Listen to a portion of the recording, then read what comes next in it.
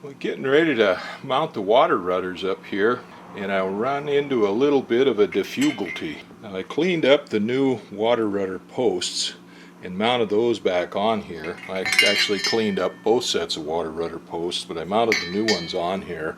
These new water rudders were in kind of rough shape off the new floats. Of course, they've been patched here before and doubled over.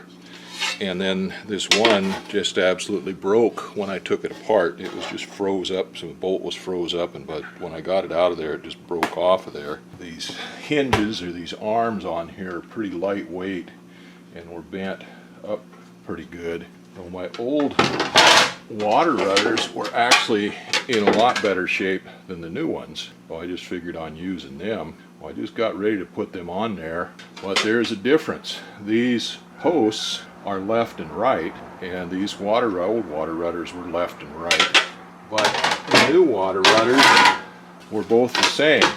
What happens there's a spring that goes on this long arm on the water rudder and hooks in to the water rudder post. On the old ones here, this lower bracket here, it is turned this way, and this flange is welded on this right side, so this water rudder would fit up there, and the spring would go from here up to that. And it's just the opposite on the left-hand side.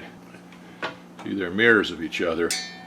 But on these new water rudder posts, this little bracket is on the left side on both of them. So while this old water rudder, one of them will work, the other one won't, because there's no place to hook the spring onto, or the tie-in for it on the water rudder post is different. And these are in such bad shape, these newer ones. Well, what a cobbled up crappy job somebody did. They didn't even take the saw marks off of that stuff that they... Anyway, these are in pretty bad shape, and I really didn't want to use them. I got to figure something out now on how I'm going to mount these water rudders up on there, what I'm going to do with that. Now, I didn't want to use these old posts on here because these hinge points that are on the float have bushings in them that'll fit a number 5 bolt, and these older water rudders, I had those all set up for a number 6 bolt with a nylon bushings or UHMW bushings in each one of these hinges there on the old floats. So I'd have to make a sleeve or something, or drill those out, and I didn't really want to drill those out because they're in pretty good shape. The bushings in these posts are in pretty good shape, so I didn't want to modify those. Well, anyway, I got to figure that out. I cogitated about my problem with the water rudders here. I cogitated about it, and then I contemplated about it, and I come up with a solution. Now, the obvious first solution on that would have been to go ahead and use these water rudders off the 172, but I didn't really like that idea. These things are pretty nasty. You see they've got patches on here. They're thin metal on here on these hinges and these brackets here that go around there. I'd have had to do quite a bit of work on that to get those fixed up. I'm not really happy with those anyway. So that was not going to work. That was discarded as an idea.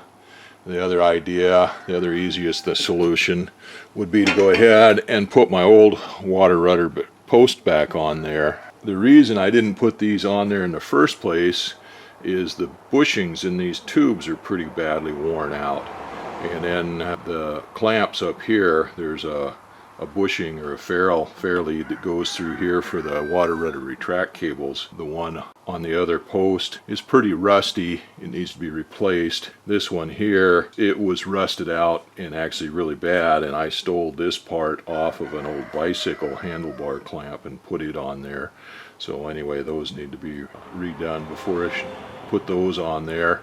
And then again, as I stated earlier, the holes in these are 3/8 inch hole, and the bushings in these hinges here for the water rudder posts fit a number 5 bolt, 5/16, and I didn't want to modify those. So that didn't seem to be such a good option. Problem, of course, is these new posts are set up so that the ear for the spring is on the same side on both of them. It's on the left side on both of them. And the original floats were set up so that the spring went on the right side on the left float and on the left side on the right float. So they were opposing each other. They were mirror images of each other. Oh, I decided to go ahead and take a page out of what these guys did on these 172 rudders and put a doubler on there. And what I did is I laid this float out on a piece of aluminum and traced out the pattern for this ear on there. I looked at some of the aluminum I had, and most of what I had was too thick for that, so I went looking for that piece of 6061 that I got left over from making my instrument panel.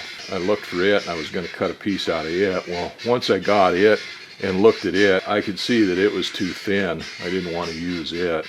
So I had a whole bunch of beer cans or pop cans in a 10-gallon bucket full of them, and I took those and melted them down, and no, I didn't. I found a piece of metal that a guy gave me, a piece of scrap aluminum here that was what I figured was the right thickness, and I laid it out on there and cut that pattern out on that. I've got it riveted on here with some AN 474 rivets. It doesn't really need it because the bolt goes through there and the bolt will actually hold it on, but that'll hold it in position and kind of key it on there. So got that all cleaned up. I painted that up with some zinc chromate primer, and now what I'm thinking, I'm debating whether I want to paint that with a finish color on there. I've got to paint my dome for my air filter. I've got it all cleaned up and painted in zinc chromate, and I've got to put finish color on it. I've just got one little job to do, and I guess I'm going to mix up a little bit of paint. I hate mixing up a little bit of paint at a time like that. And I wasn't going to paint today because the forecast was for rain today, but it looks like it's clearing off, so maybe I'll go do that now, and then I can get this thing painted and put on. I've got the rudder all set up here on the right side. I've got it on. I still need to put the hinge on there, but I filled those up with peralkatone, and then I left them sit so that it could soak through the springs and dry out a little bit and not run all over everything. And then I have to make the retract cable and get it hooked up. But this rudder is mounted up. That's the way it works. I had that dome, that front dome for the air filter. I stripped it down, polished it up, and alodined it, and then I painted it with zinc chromate primer or zinc phosphate primer. I was kind of waiting to paint it, but I had the modification on that float rudder and I wanted to get it painted too, so I mixed up some paint and I put one coat on these so far. It was threatening to rain. It looked like it was going to for a while, and we held off on painting and everything, and now it's clearing up again. It never did rain here. I've got the first coat set on those now, and they've set long enough that I can put the second coat on them, and then they'll be done after they dry up. Now, both water rudders are attached to the post now. This is the left one, and this is the one that I modified with for the hanger for this spring. I left the one on the other side. It's not going to hurt anything. And that way, if I do put those other water rudder posts on there, I can go ahead and use this without modifying it any. But this is the way they work. There's just a 5/16 bolt that goes through that tube there. I greased the heck out of it, and then I took some plastic washers.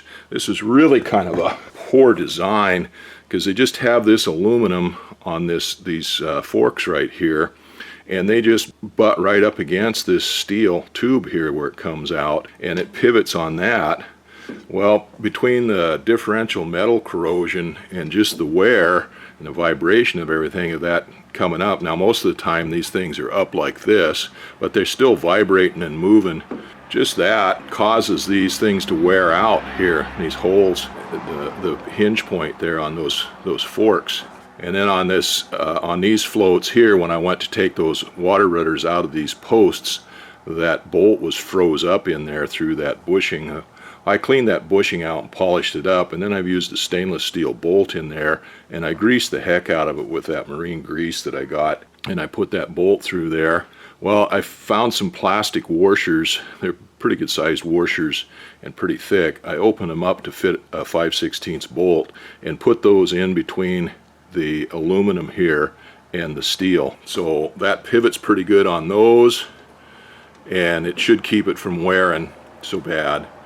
And then of course there's aluminum washers between the nut and the bolt head on there on the aluminum. Now I think I said earlier that that spring was to help hold those water rudders up, but it's not. It's to help pull them down and to hold them down and bring them back down if you hit a wave or hit something in the water. But the springs, I took those and I filled those up inside with peralkatone, and it was real warm and loose, and then I flexed the springs so they opened up so the peralkatone ran between each one of the coils on the springs, and I let them sit there until that peralkatone cured up a little bit.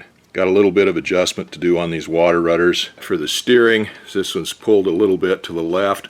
I like to set these water rudders up slightly to the left. They act as a trim tab on the airplane, and when you go on floats, the airplane winds up needing to be a little bit of right rudder on it all the time.